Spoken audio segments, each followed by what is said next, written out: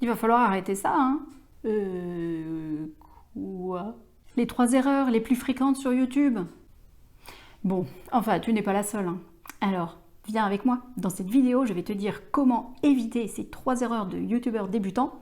Enfin, si tu veux réussir sur YouTube, bien sûr. Moi, c'est Caroline de La Chouette qui filme. J'aide les entrepreneurs à exposer leur visibilité grâce à des vidéos décalées qui leur ressemblent. D'ailleurs, je t'ai préparé une mini-formation pour booster ton business grâce à la vidéo. Pense à la récupérer, le lien est dans la description. Ah, et si t'aimes ce genre de vidéo, like, partage et abonne-toi à la chaîne. La première erreur, qui est un grand classique, c'est que tu cherches à parler à tout le monde. Or, dans la vraie vie, tu ne veux pas parler à tout le monde. T'as qu'à observer tes amis. Il y a de grandes chances pour qu'ils soient tous dans la même catégorie socio-professionnelle et qu'ils aiment tous à peu près les mêmes choses et qu'ils aient tous à peu près les mêmes valeurs. Si dans tes potes, on trouve Paulette, 77 ans, joueuse de bridge, invétérée et propriétaire d'un adorable petit carlin, on aura du mal à trouver aussi Théo, 24 ans, influenceur beauté sur Insta.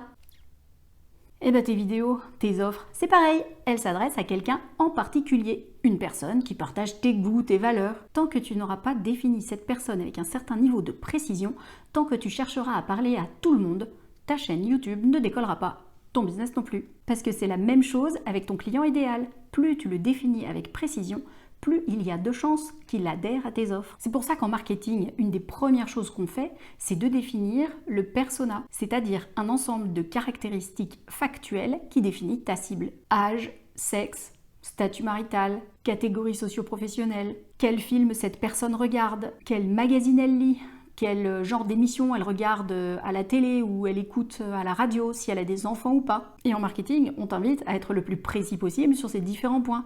Non, je ne veux pas que tu me dises que ta cliente est une femme entre 18 et 77 ans. C'est pas assez précis. Mais si je débute, comment je peux savoir qui est ma cible? C'est la beauté de l'exercice. Tu ne cherches pas à deviner qui pourrait bien être ton spectateur ou ton client idéal, c'est toi qui le définis.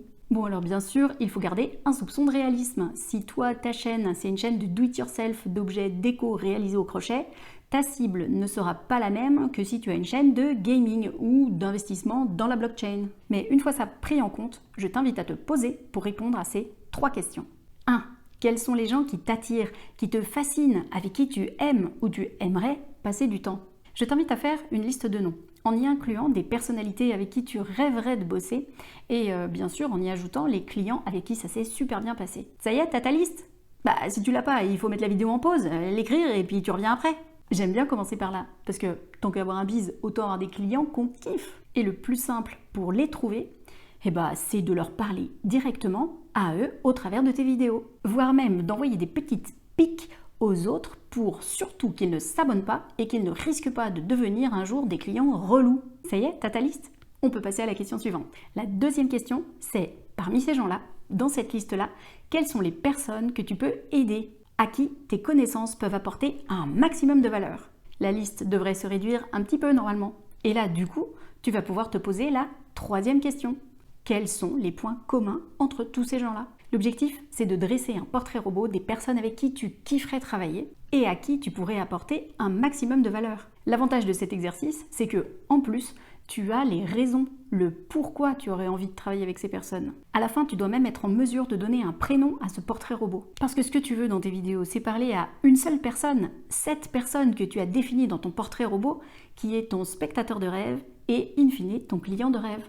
Pour cet exercice, il faut quasiment se transformer en romancier. Tu sais, quand il définit son personnage principal, il réfléchit à tout un tas de caractéristiques dont il ne parlera même pas forcément dans son roman, mais ça l'aide à construire, à donner de l'épaisseur, de la consistance à son personnage. Parce que ce personnage, ce portrait robot, ça va devenir en fait le héros de tes vidéos, de tes articles de blog, de tes posts sur Facebook ou sur Instagram. Chaque fois que tu parles, tu t'adresses à lui, à elle. Alors oui, si tu définis un persona qui est une femme, entrepreneur, maman, dans la petite quarantaine, ça fait un peu peur de te dire que tu ne vas plus t'adresser que à cette personne-là en particulier. Parce que tu te dis peut-être non mais j'ai eu des hommes quand même dans mes clients. Ou alors oui mais moi, mes offres, elles peuvent aussi convenir à des personnes qui sont dans la vingtaine, qui n'ont pas forcément d'enfants.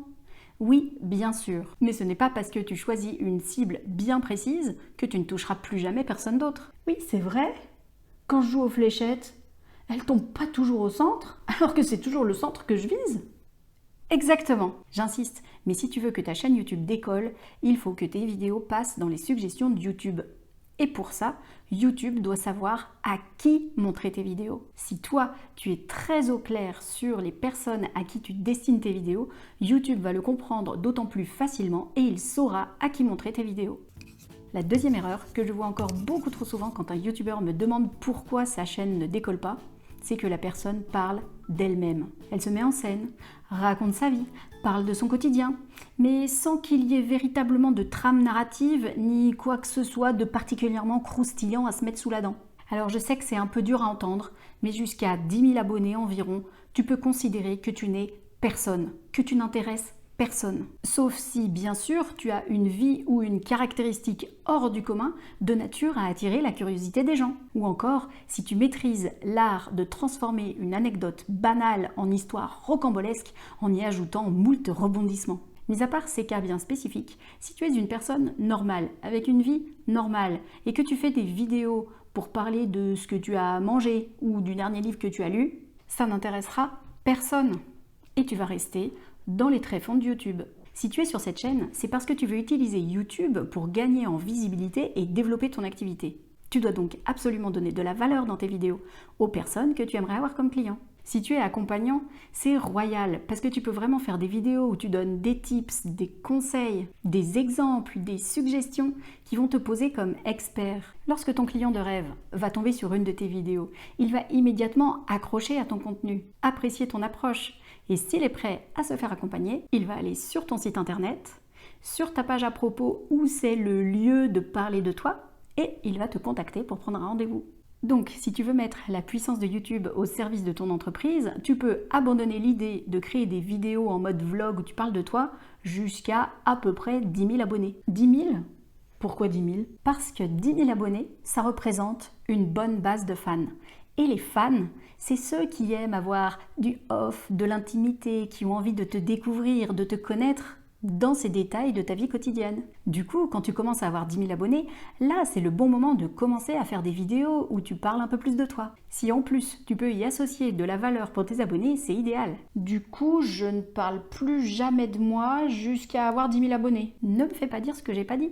Tu peux largement t'inspirer de ce que tu vis pour en tirer une forme de leçon qui va apporter de la valeur à tes spectateurs. Par exemple, l'autre jour, j'ai écrit un post sur Facebook où j'ai expliqué comment je suis allée au ciné voir le film Adieu les cons. En soi, rien d'exceptionnel. Et si je m'étais limitée à ça, à part rassembler les fans d'Albert Dupontel, mon post n'aurait pas eu beaucoup d'impact. Par contre, il se trouve que je suis allée voir ce film malgré ma petite voix qui me susurrait qu'il serait plus raisonnable d'y aller plus tard. La même petite voix qui m'avait empêché de voir ce film à l'automne, repoussant à un lendemain qui n'avait pas eu lieu grâce au confinement annoncé le soir même.